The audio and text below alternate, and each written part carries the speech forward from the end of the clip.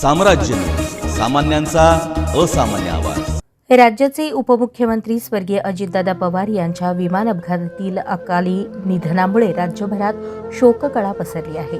सर्वत्र अनेक ठिकाणी सर्वपक्षीय शोकसभा आयोजित करून श्रद्धांजली वाहण्यात येत आहे.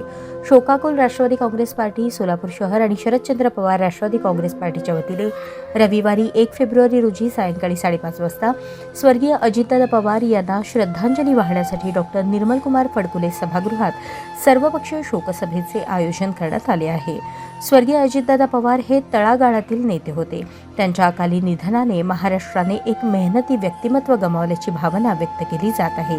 या शोकसभेला सर्वपक्षीय नेते, खासदार, आमदार, नगरसेवक, कार्यकर्त्यांनी उपस्थित राहावे असे आवाहन राष्ट्रवादी काँग्रेस पार्टीचे सोलापूर शहर जिल्हाध्यक्ष संतोष पवार आणि शरदचंद्र पवार राष्ट्रवादी काँग्रेस पार्टीचे सोलापूर शहर जिल्हाध्यक्ष महेश गादेकर यांनी केले आहे.